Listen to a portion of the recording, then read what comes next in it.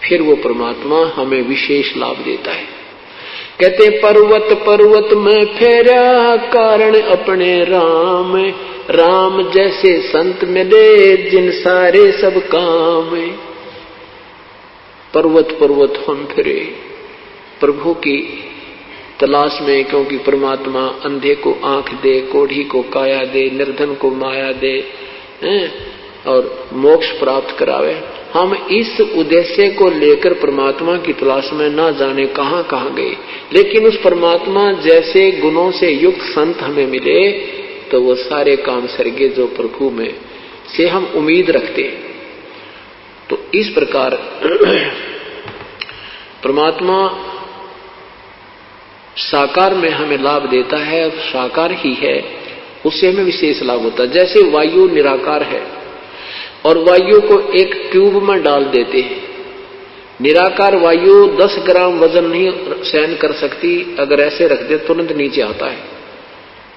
100 ग्राम वजन को नहीं रोक सकती, और जब उसका एक विशेष व्यवस्था आकार में आ गई, वही शक्ति उसमें शक्ति बन गई। जैसे टायर में ट्यूब डाली, ट्यूब में हवा भर दी, टायर में फिट कर दी और ट्रक में डाल दी, वो 200 क्विंटल वजन ने और ठठाएं जा रही है। तो वो वही जो वायु अब उसका आकार बना, आकार माने से उसकी मर्यादा बनी, और फिर वो कितने वजन को उस हवा ने उठा रखा है। ऐसे ही ये हमारी एक ट्यूब है, इसमें हम राम नाम की वो हवा भरेंगे, उस शक्ति की हवा भरेंगे, तो इसमें वह शक्ति आ जाएगी और हमें हमारे सारे काम को वो ऐसे सारेगी जो हम 10 ग्राम भी नहीं, हम कुछ भी काम नहीं कर सकते थे। फिर वो परमेश्वर की जो शक्ति है, भक्ति की शक्ति हमारे इसमें प्रवेश करेगी इस साकार शरीर में, तो फिर वो बहुत लाभ देगी। ऐसे ही परमात्मा की सतिथि समझने में हमें राहत मिलेगी। परमात्मा साकार है, हमें दिखाई क्यों नहीं देता? जैसे सूरज के आगे बदरा ऐसे करुम छयारे, प्रेम की पवन करे चितमंजन जल के तेज नयारे। जैसे सूरज के आगे बदरा माने बादल, जैसे सूर्य के सामने बादल आ जाते हैं, सूर्य अदृश्य हो जाता है, अंधेरा छा जाता है, रात्रि जैसा लगता है, लेकिन सूर्य की सतिथि समाप्त नहीं है, क्योंकि बादलों ने उसके प्रकाश और हमारे बीच में एक बाधा डाल दी। तेज हवा चली, वो बादल इधर उधर हो गए और सूर्य का प्रकाश हमारे ऊपर ज्यों का तो विद्यमान सूर्य हमें दृष्टिगोचर हो रहा है। ऐसे हमारे अंतःकरण में और परमात्मा के बीच में और हमारी आत्मा के बीच में हमारे पाप कर्मों की एक मोटी दीवार होगी। तो वह कैसे कटेगी? प्रेम की पवन करे चितमंजन जल के तेज नयारे।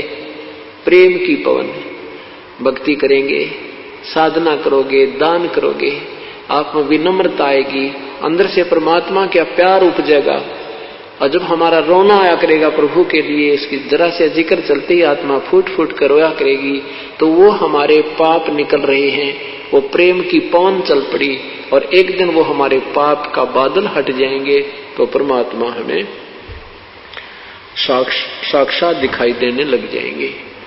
प्रेम की पवन करे चितमंजन, वो झलक तेज नयारे, उस परमात्मा का न्यारा ही नूर दिखाई देगा, प्रभु का शरीर दिखाई देगा, हमें उसका आभास होने लगेगा। तो उससे योग्य होने के लिए क्रियाएं कौन कौन सी हैं, ये आपको बताई जा रही हैं।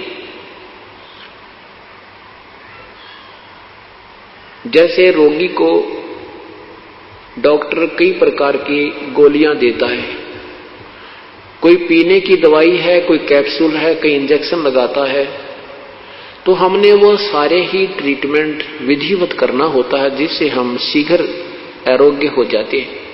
ठीक इसी प्रकार हम जन्म मृत्यु के रोग से पीड़ित हैं, और इसमें हमें काफी मेडिसिन की आवश्यकता पड़ती है, अर्थात प्रभु की भक्ति कई प्रकार से करनी होती है। जैसे सुबह का नित्यनेम मंत्र जाप, प्रथम मंत्र जाप, द्वितीय मंत्र जाप, दोपहर के बाद रमैणी, शाम की संध्या आरती, सत्संग में सेवा, दान करना, सिमरण सतनाम का सिमरण, फिर सारनाम मिलेगा। ये सारी की सारी क्रियाएं करके हम स्वस्थ होंगे, अर्थात परमात्मा प्राप्त करने योग्य होंगे। जन्म मृत्यु के रोग से हम मुक्त हो जाएंगे।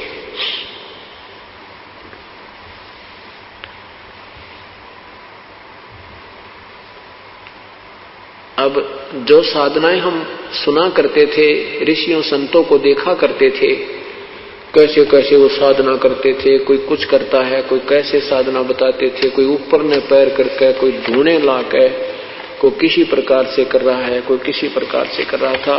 तो वो साधनाएं ठीक नहीं थी, वो साधनाएं मनमुखी थी जो हमारे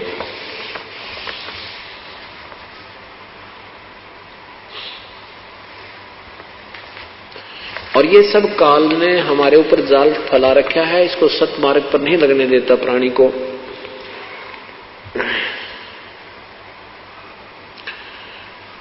इस वास्तविक विधि न प्राप्त होने से संतों और पंथों की कैसी दुर्गतियां रही। आदमी गरीबदास साहिब की अमरवाणी तर्क माया का ग्रंथ तर्कवेदी आपको सुनाते हैं। पांडे वेद पढ़े क्या होई, घट अंदर की खबर न जाने, दौरा लूटे तो ही।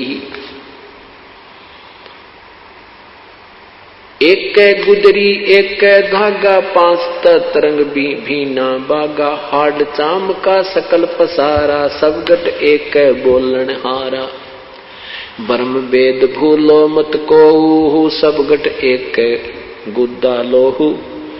भगद्वारे सब आवे जाही, ऊंच नीच कहां भिन्न बताही। आपको माया का ग्रंथ सुनाते हैं। ब्रह्म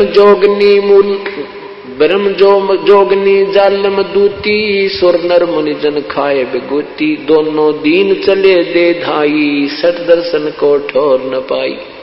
ये सठ दर्शनी साधु कहते हैं इनको, इनका कितना ठिकाना कोई ना। इस माया ने, माया क्या चीज है कि गंगा में माया पानी बन गई स्नान करने। जैसे आपने सुबह सुना था कि एक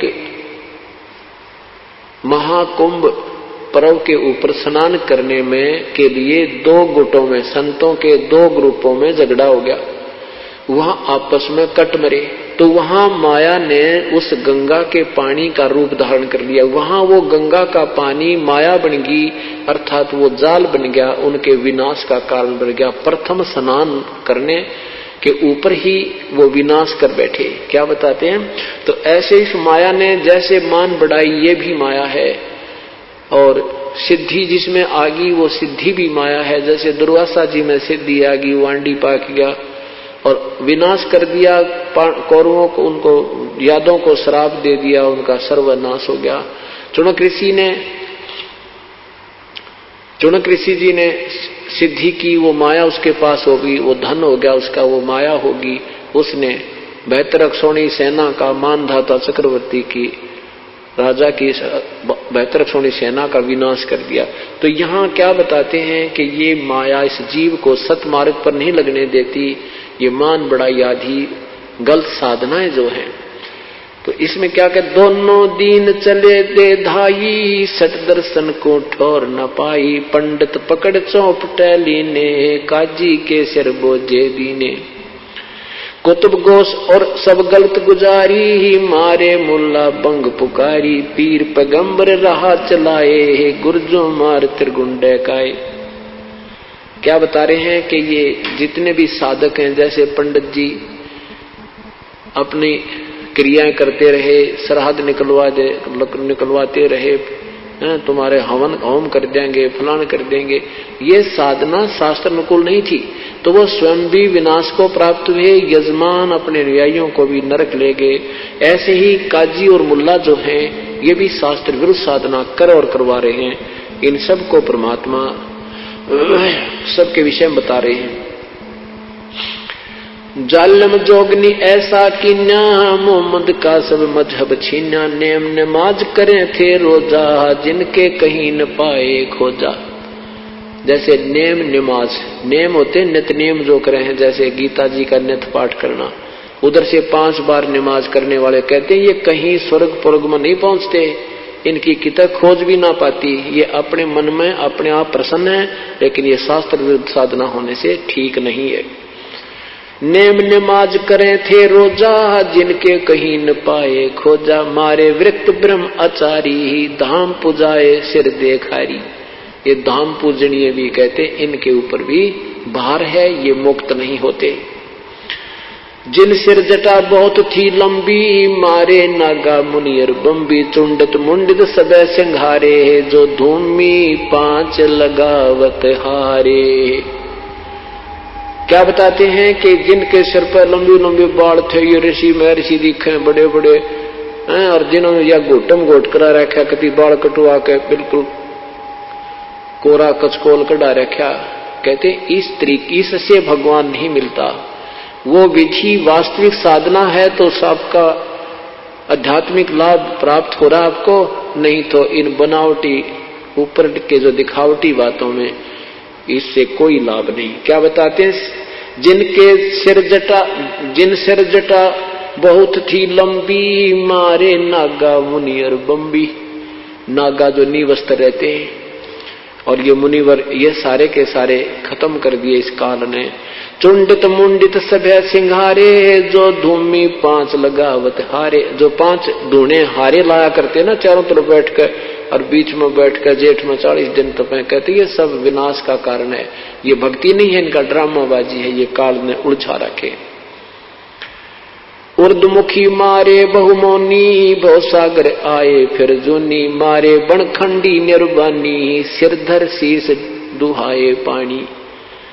जो ऊपर ने उर्दमुखी अर्धमुखी नीचे को पैर, सिर करके ऊपर ने पैर रखा करते, ऐसी साधना की। कहती है सब, और जो मौन रखते हैं ये भी बनखंड में चले जाते हैं, निर्वाण धारण करके, वैराग धारण करके, कहते वो भी मुक्त नहीं हुए। ज्ञानी गुणी मुनि बहु मोहे, 2 पाटों बिच मीही जोहे, मारे विरक्त ब्रह्म ज्ञानी, बहुर पड़े हैं चारों खानी। उदासी मारे निर्मोही, पकड़ चौपट धोवट धोई, उन्मुन रहते रखते काया, जिनको धक्के दीने माया। त्रिकाली करते स्नाना, ते नर कीने शुक्र समाना। इस काल में कहते हैं जो 3-3 बार स्नान करा करते और भक्ति करते थे, कहते वो साधना शास्त्र विरुद्ध होने से वो गधे और कुत्ते बने, सुअर बने। त्रिकाली करते स्नाना, ते नर कीने शुक्र समाना, जो नर अंग लगावत छारा, ते आने त्रिगुण व्यवहारा।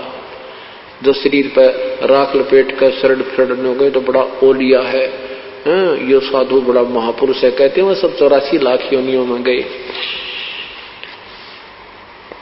मारे चारों वेद वकंता, जो नर 18 पुराण अकथनता, जिनके कानों मुद्रा भारी, ते माया ने कीने गरबारी।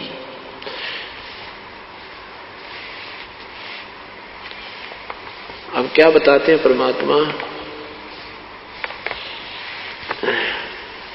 इंद्रिय जीत रति कर डारे, जिनके मोंढे कीने कारे, चुंडित मुंडित गुफा धारी, जिनको जोग निम लागी प्यारी। नागा नगन रहे बन माही, सो 2 जग की राह चलाही, बन बस्ती के सभी मारे, धर्मराय की नगरी डारे। गए रसातल रा न पाए, जम की जाली जीव बंधाए, पंथी पंथ न पावे कोहू, दुर्लभ देश दूर घर बेऊ। 3 लोक जिन चुन 14 लोक पड़े जम जाला, दुर्मति जोगन रूप विशाला। 3 लोक जिन चुन चुन खाए, 14 तपक सबे डकाए। ब्रह्मांड 21 सोर शराबा, मुगदर मार गुरज बहुराबा। कौम छतीस रीत सब दुनिया, जोगनी छत्रपति बढ़हनिया। अनाथ जीव की कौन चुलावे, योद्धा भूप लिए बड़दावे। होते दुर्योधन से राजा, जिस घर घुरते अनगन बाजा।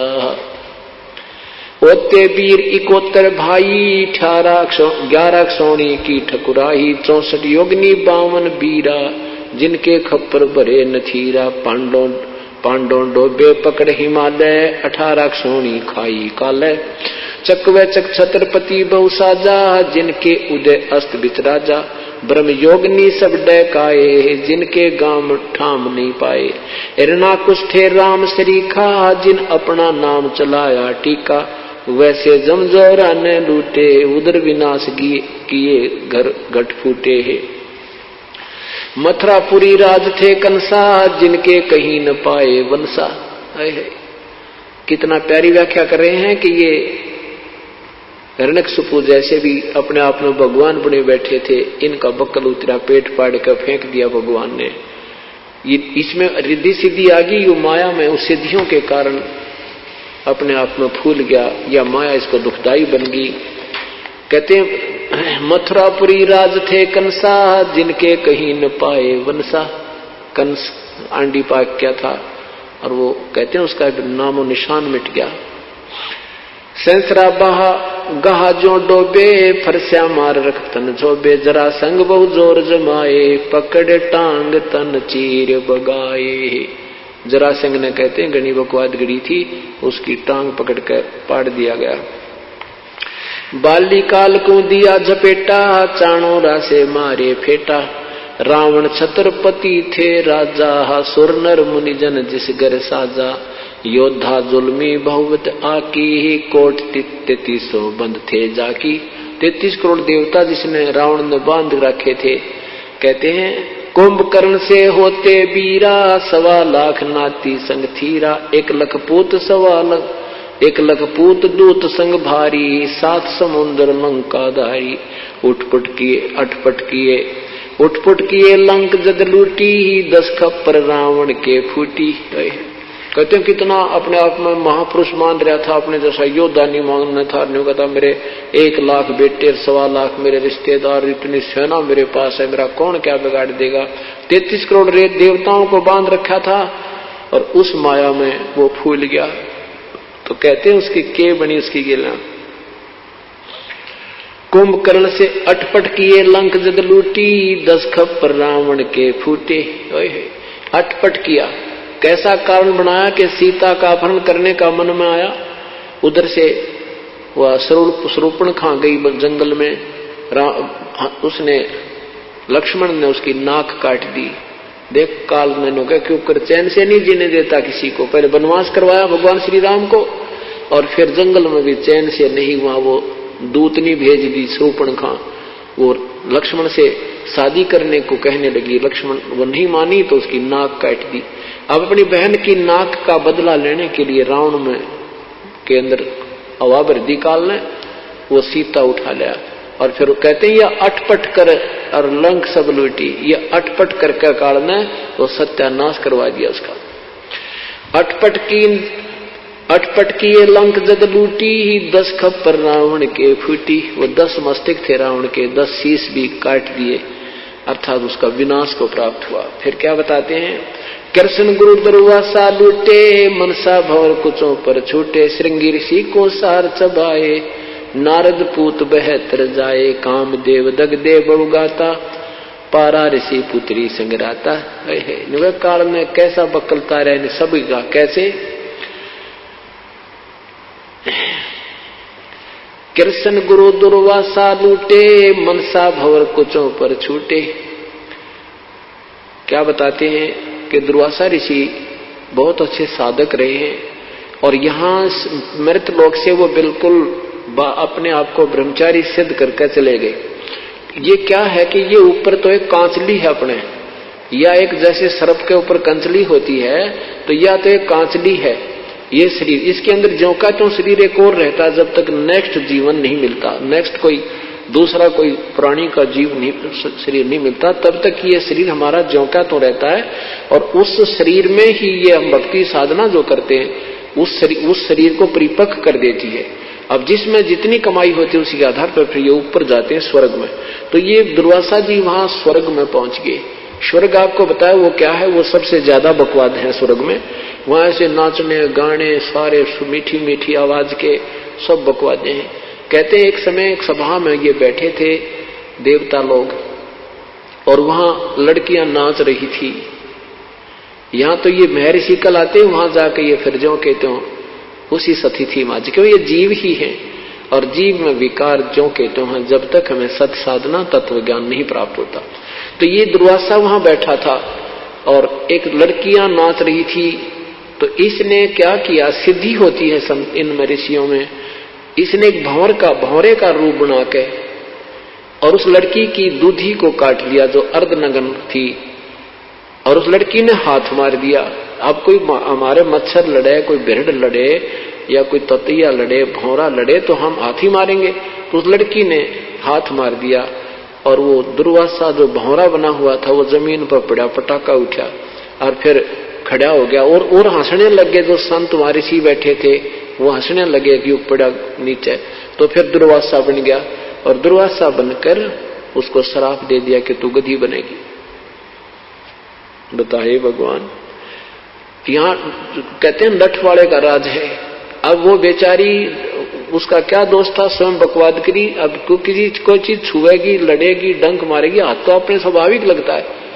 तो वो बिरड़ते भी गुंडा ये दुर्वासा, उसने उसको सिद्धि जिसमें आ जाती है, वो सर्प जैसे होते हैं, ततैये जैसे होते हैं ये संत ऋषि, जरा सा कोई हाथ ला दे उसने श्राप दे देते हैं। इतनी कहते ये माया इस कारण इनको न्योड़ जा दिया। ये लगे थे भगवान प्राप्ति के लिए और बन गए ये एटम बम। तो उस लड़की ने अपना जो दर्द हुआ शरीर को हाथ छुट मारा तो उसी को श्राप दे दिया, तू गधी बनेगी। तो परमात्मा कहते हैं कर ले इनका के करार, फिर आप क्या बनेगा। ये ऐसे कुक्रम करके ये भी 84 लाख योनियों में दुर्वासा जाएगा जब इसकी बैटरी डिस्चार्ज हो जाएगी जो उसने साधना कर रखी है। तो क्या बताते हैं, दुर्वासा कृष्ण गुरु दुर्वासा लूटे, मनसा भंवर कुचों पर छूटे। इसकी इनकी जो गंदी वृत्ति थी उस लड़की की दूधी के ऊपर बकवाद के लिए गई तो उसने हाथ मारा और नीचे गिर गया। तो कहते हैं कृष्ण जी के भगवान विष्णु यानी कृष्ण के गुरु भी दुर्वासा के साथ भी ये व्यवहार हुआ, उसकी भी इतनी गंदी नीयत है। तो यह माया कहते हैं ये काल किसने बख्शेगा। क्या बताते हैं, श्रृंगी ऋषि को सार चबाए, नारद पूत बहतर जाए, कामदेव दगदे बहुगाता, पारा ऋषि पुत्री संगराता। इन महापुरुषों की हिस्ट्री खोला गरीबदास भगवान, गरीबदास साहिब जी कि ये तुम क्या मानते थे, ये थे क्या अंदर से। क्या बताते हैं कि श्रृंगी ऋषि को सार चबाए, एक श्रृंगी ऋषि थे, साधना करने के लिए जंगल में बैठ गए। ये मनमुखी साधकों के लक्षण बताते हैं। शास्त्र विधि को त्याग कर जो मनमानी पूजा करते हैं, बहुत ये क्या करते थे कि अभी भक्ति करेंगे उससे पहले शरीर को साध लेते हैं ताकि कम आहार की आवश्यकता पड़े, कम व्यवहार की आवश्यकता। इस प्रकार काफी एक प्राणायाम आदि करके एक नाभि के पास, नाभि जो अपनी सूंडी इस नाभि है, नाभि के सब नाड़ियां नाभि से संबंधित हैं और इन नाड़ियों के नाभि की नाड़ियों को एक नाड़ी और है, इसको नागनी बोलते हैं, नागफनी। उस नाड़ी ने इस नाभि की सभी नाड़ियों को ऐसे लपेटा ला रखा है जैसे सर्प लगा दिया करे, और उसने उसके ऐसे ढाई लपेटे हैं और वह शेष वो नागनी वो ऐसे एक आंतड़ी है नाग जैसे फुन वाली, उसकी 2 फुन है, वो ऐसे रहती है। और जो हमारे शरीर में एक अमृत बनता है वो अमृत को पीती है और श्वास से खड़ी रहती है। तो ये प्रणाम कर करके क्या करते हैं, उस नागनी को ढीला कर देते हैं। प्रणाम कर करके वो नागनी को जो है ना मुरझा जाती है और वो अमृत जो है शरीर में प्रवेश करने लग जाता है। हमारी ये तालू है, तालू के ऊपर एक जैसे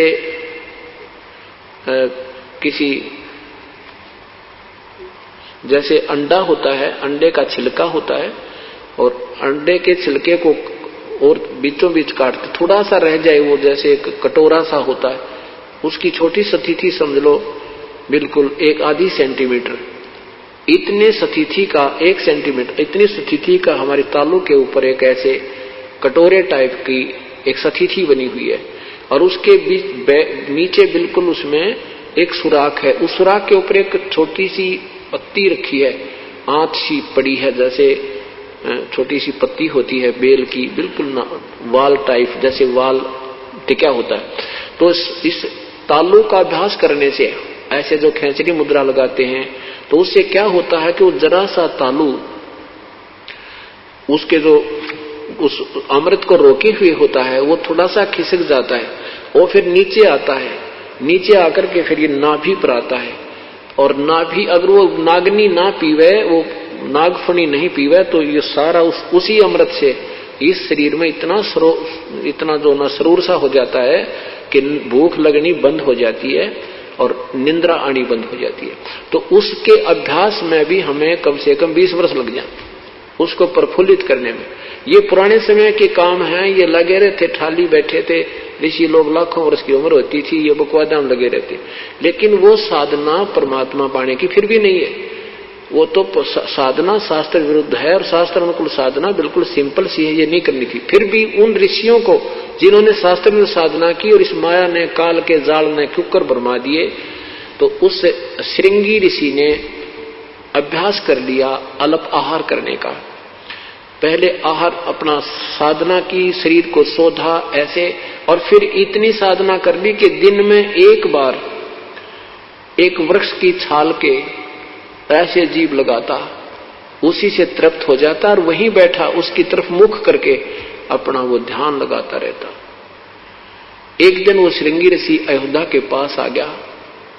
अयोध्या के पास जंगल में, बिल्कुल निकटतम जंगल में, नगर के आसपास जो सब ने दिखाई दे, रास्ते के आसपास ही बैठ गया। सारे अयोध्या नगरी में एक चर्चा का विषय होगा कि ऐसा साधु आया है, 1 महीना हो गया है, बिल्कुल आहार नहीं करता, एक बार वृक्ष के छाल के ऐसे जीभ से चाटता है, सारा दिन ऐसे बैठा रहता है। बहुत चर्चा का विषय हुआ, लोग देखने गए, जवान अवस्था थी, सुंदर शरीर ज्यों का त्यों, और आहार कुछ नहीं कर रहा, तो बहुत ज्यादा प्रभावित लोग हो गए। राजा दशरथ की बेटी शांता, जो श्री रामचंद्र से बड़ी थी, रामचंद्र हर तो फिर बाद में हुए हैं, बहुत बाद में, वो शांता जो है जवान थी, उसके बाद कोई पुत्र नहीं था, कौशल्या की पुत्री थी वो। उसके बाद राजा को कोई संतान नहीं थी, तो इकलौती पुत्री थी।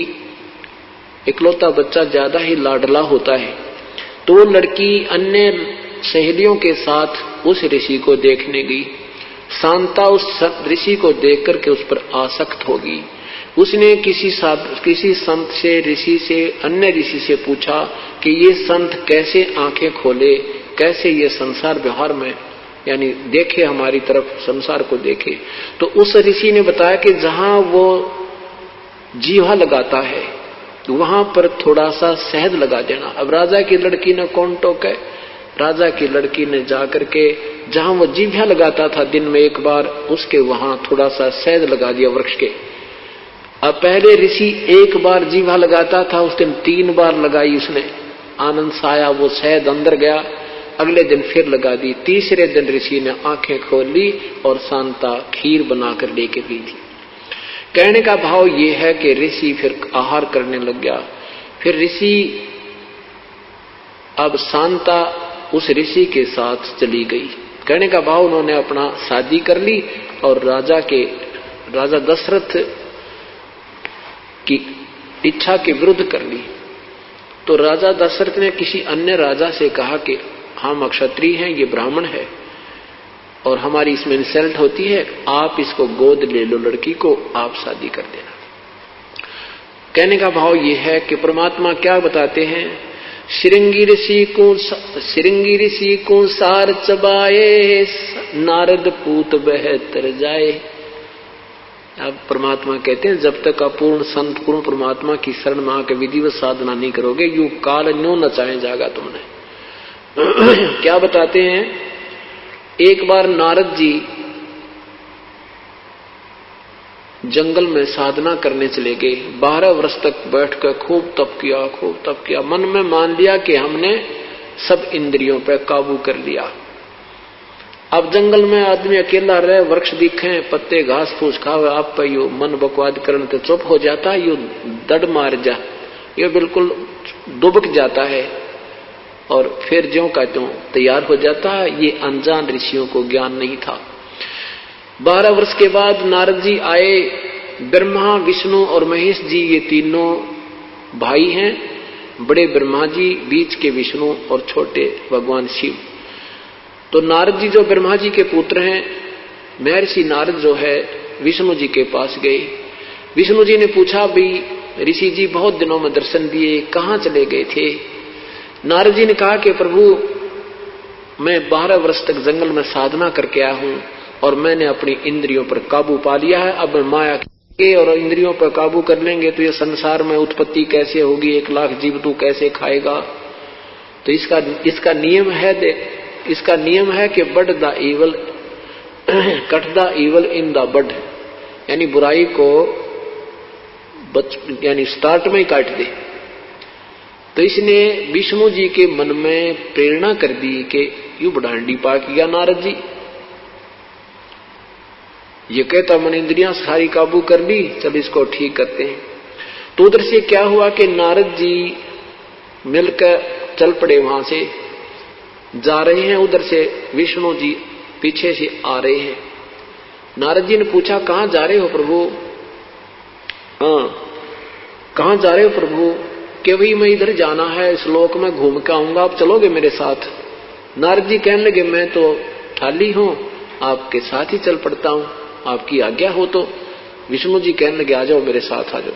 तो चलते चलते एक दरिया के साथ जा रहे हैं, दरिया के साथ साथ चल रहे हैं। तो नारद जी से कहा विष्णु जी ने कि ऋषि जी आप खड़े रहो, मैं पानी पी कर आता हूं। विष्णु जी ने कहा, नारद जी ने कहा, नहीं महाराज, मैं आपके लिए पानी यहीं लाता हूं, आप यहां रुको और मैं आपका सेवक हूं। तो भगवान विष्णु ने कहा कि नारद जी पहले स्नान करना दरिया में, फिर पानी लाना। अच्छा जी। अब नारद जी ने जो ही स्नान करने के लिए डुबकी लगाई दरिया में, तो उसके एक सुंदर लड़की बन गया, एक सुंदर लड़की रूप बन गया नारद जी का। उधर से उसी नगरी का एक राजा टहलने के लिए आया, वह सुंदर लड़की देखी। राजा ने पूछा, कन्या तू कौन है, कहां से आई है, क्या तेरा नाम है, कौन तेरा गांव है? लड़की ने कहा कि मुझे नहीं मालूम मैं कौन हूं, कहां से आई हूं, मेरी बुद्धि काम करना बंद कर चुकी है। राजा ने उस लड़की को अपने साथ लिया, घर ले आया, पटरानी बना दी। कहते हैं 72 संतान हुई उसके, और फूली नहीं समावे, पोते पोती हो गए, ठाठ हो गए, और फिर फूली नहीं समावे, और खूब मेरे तो बढ़िया कोई नहीं, मेरी इतनी संतान है। फिर क्या होता, उस राजा का किसी दूसरे राजा से युद्ध हो जाता है, और उस राजा ने पूरे के पूरे परिवार का विनाश कर दिया। उसके पुत्र भी मारे गए, युद्ध में गए थे, राजा भी मर गया, कोई शेष नहीं बचा। वो बुढ़िया हो रही थी, वो नारद से बनी औरत। तो उसने सोचा, रो रो के बुरा हाल कर दिया, सारे बाल पाड़ दिए, न रो रो कर टक्कर मारे। उसने सोचा अब तू आत्महत्या कर ले और तेरे पास शेष नहीं रहा कोई चीज। तो वो बुढ़िया जो नारद बुढ़िया बनी थी, जाके उस दरिया में सुसाइड करना चाहा, आत्महत्या करने के लिए छलांग लगाई, तो ऊपर एकदम नारायण और नारद बना दिया, नारायण नारायण करता हुआ बाहर आया। उधर से भगवान खड़े खड़े मुस्कुरा रहे हैं। विष्णु जी कहते हैं, अरे नारद बहुत देर लगा दी, मैं तो बहुत प्यास लगी है, जरा पानी ला, शीघ्र ला। और नारद का सबकी बंदरी, जैसे सपने में कोई ऐसी दुर्घटना महसूस हो जावे और ऐसा रोया कर आदमी और जाग जाना, सपन टूट जा तो भी उसको ऐसे महसूस होता जैसे अभी वो तेरे साथ कोई बुरी घटना घट रही है। अब नारद जी के पसीने आ रहे, ये भगवान वो मैं तो ऐसा बुरा हाल हो रहा था, मेरी तो इतनी संतान थी, वो मर सारी। तो फिर जान गया भगवान हंस रहे खड़े खड़े। तब विष्णु जी ने कहा कि तूने क्या था, मैंने सारी इंद्रियां बेकाबू कर दिया। तब नारद जी बोले, भगवान आप तो कसूते हो। तो कहने का भाव यह कहते हैं कि श्रृंगी ऋषि को सार चबाए, नारद पूत बहतर जाए, कामदेव दगदे बहु गाता, पारा ऋषि पुत्री संगराता। एक पाराशर नाम के ऋषि, शादी होगी, शादी हुई, शादी होते ही अपनी पत्नी को छुआ तक नहीं और कहा मैं तो जंगल में तप करूंगा। अब उसकी पत्नी कहती है कि आप अच्छे महापुरुष हो, आज शादी हुई है, अब तुम घर छोड़ के जा रहा है, या तो शादी ना करवाता या बाद में करवा लेता। तो कहता है कि पहले मैं तप करके आऊंगा, साधना करूंगा, अच्छी संतान उत्पन्न होगी। ये करके बहाना चल पड़ा। तो फिर कहा कि मैं जब कुछ साधना कर लूंगा तेरे पास बीज शक्ति भेज दूंगा, तुझे गर्व रहेगा। अब पारा ऋषि ने 10 वर्ष 11 वर्ष साधना की, एक कव्वे को अपनी बीज शक्ति दे दी कि तू ले जाकर मेरी पत्नी को देना, एक सिद्धि होती है। वो कौवा उसको एक पत्ते में लिए हुए आ रहा था और एक दरिया के ऊपर से जा रहा था। कौवे के मुख से वो पत्ता छूट गया और वो शक्ति जो है एक मछली ने खा ली। उस मछली के अंदर एक लड़की बन गई। वो लड़की को एक धीमर ने, मछियारे ने, और वो बोटिंग का भी काम करता था, नाविक ने, वो मछली धीरे धीरे काटी। उसको पता होता है उनको कि इसमें कोई वस्तु मिल जाती है, तो उसमें एक लड़की, बिल्कुल लड़की पाई और उसका फिर उसने अपनी पुत्री की तरह उसकी परवरिश की। जब वो लड़की 12-13 वर्ष की होगी, एक वर्ष के बाद उसने 2 वर्ष के बाद वो शक्ति भेज दी। तो जब वो लड़की 13-14 वर्ष की होगी, उधर से ऋषि अपनी साधना करके वापस आ रहा है। उस दरिया के किनारे आके खड़ा हो जाता पाराशर ऋषि। उस समय वो लड़की जो है, जो पाराशर ऋषि की ही बेटी समझो, जो उसी की बीज शक्ति से मछली के अंदर उत्पन्न हुई थी, वो लड़की अपने मछियारे पिता की रोटी लेकर आई हुई थी, वो नाविक की, मल्लाह की, और वो मल्लाह रोटी खा रहा था। पाराशर ऋषि आया, उसने कहा कि मल्लाह मुझे पार करो, शीघ्र जाना है। उस मल्लाह को पता था कि इधर जो वन से संत आते हैं, ऋषि आते हैं, ये तोप बनकर आते हैं, ये साधना करके आते हैं, इनमें सिद्धियां होती हैं, और जरा सी इनकी बात की अवहेलना होगी तो ये श्राप दे देते हैं। तो उसने कहा महाराज मैं तो खाना खा रहा हूं, जरा सा आप इंतजार करो। तो उसने कहा कि नहीं, मुझे इतना समय नहीं है। तो उसने कहा बेटी, अपनी पुत्री से कहा कि जा बेटी तू ऋषि को दरिया से पार करा, नौका चला ले जा। अब जब दरिया के बीच में जब जा ली नौका, तो वो ऋषि के मन में खोट आ गया युवा लड़की देख के। अब बदमाशी करनी चाहिए, तो लड़की ने कहा हे प्रभु, चारों तरफ सब दुनिया देख रही है, मेरे पिता देख रहे हैं, क्योंकि वो डर रही थी बेटी कि ये कहीं निकम्मा शराब भी दे दे, इनसे इतना भी डर लगता था। अपनी बचाव करना चाहती है। तो ऋषि ने क्या किया, वो सिद्धि तय जल उठाया और चारों तरफ धुंध कर दी और अपना मुंह काला किया। अब क्या बताते हैं परमात्मा, ताहू के बिंद से उसका नाम फिर मछोदरी रखा हुआ था, और उस मछोदरी फिर उस लड़की से फिर व्यास जी उत्पन्न हुए। उस लड़की को जो पाराशर से गर्भ रहा तो वेद व्यास जी उत्पन्न हुए। तो यहाँ गरीबदास साहिब कहते हैं ताहू के बिंद से वेद व्यास, ताहू के बिंद से मछोदरी। अरे हाँ महबूब कहता दास गरीब रही कहाँ सोदरी।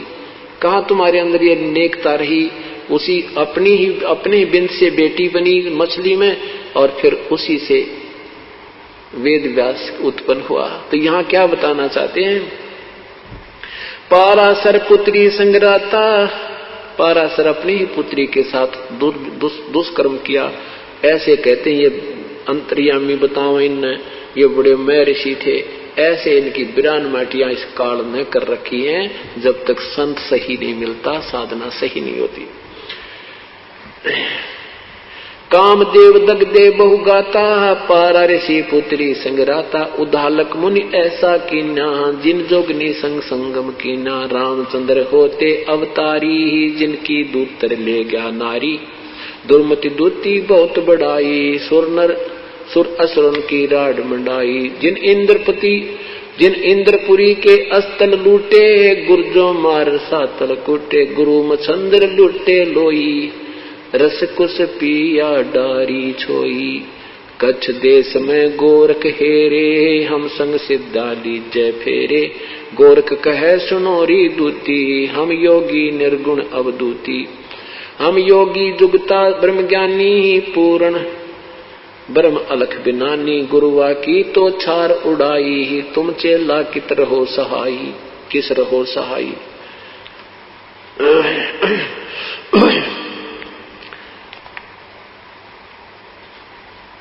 उल्टा बिंद चलाहूं पारा, हम योगी पूर्ण करतारा। यग रची जद पांडो, यग रची जद पांडो, जब यग रची जब पंडो राजा, नौ नाथों नहीं नादू बाजा। सिद्ध 84 सिद्ध रिधि सब मोहे, पूर्ण ब्रह्म ध्यान जोहे। कोट 33 यज्ञ के माही, सुर नर मुनि जन गिनती नाई। 56 कोट जहां थे या 56 कोट जहां थे जादो, जिनसे नहीं बाजा नादो। अरबों वक्ता वेद उचारी, ना यज्ञ भई यज्ञ संपूर्ण सारी। सठ दर्शन की गिनती नाही, अनाथ जीव जी में वो माही। क्या बताते हैं कि जिसमें अब शास्त्र विरुद्ध साधकों और शास्त्रानुकूल साधनों की साधक की तुलना करते हैं, निष्कर्ष दिया है। गीता जी में आपने सुना होगा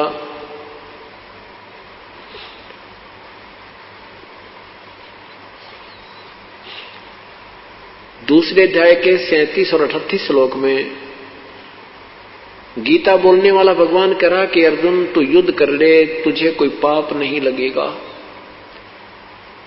तू केवल निमित्त मात्र है। और यदि युद्ध में मारा गया तो स्वर्ग जाएगा, विजयी हुआ तो इंद्रप्रस्थ का तू राज भोगेगा, तेरे दोनों हाथों में लड्डू है।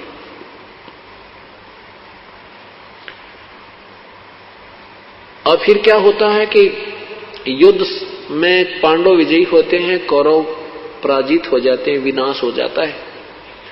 राजगद्दी पर युधिष्ठिर को बैठा दिया जाता है, युधिष्ठिर जी को बुरे बुरे शोपन आने लग जाते हैं। उसके समाधान के लिए भगवान श्री कृष्ण के पास द्वारका जाते हैं पांचों पांडव, क्योंकि श्री कृष्ण जी पांडव और यादव के गुरु जी थे, धार्मिक गुरु थे, ये नाम उपदेश देते थे। तो कोई समस्या आती है तो अपने गुरुदेव के पास ही जाकर समाधान करवाते हैं। तो भगवान श्री कृष्ण ने कहा कि जो तुम्हें सौपन आ रहे हैं युधिष्ठिर जी को, इस कारण से आ रहे हैं कि तुमने महाभारत में जो पाप किए हैं वो तुम्हें दुखदाई हो रहे हैं। उसके लिए एक अश्वमेध यज्ञ करो,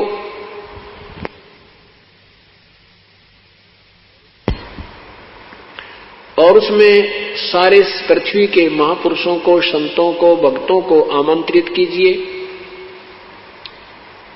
ज्यादा से ज्यादा जितने जीव आपके यज्ञ में आहार करेंगे उतना ही पुण्य अधिक होगा। और उसमें एक शर्त रखी कि तुम्हारी यज्ञ संपूर्ण होने का एक लक्ष्य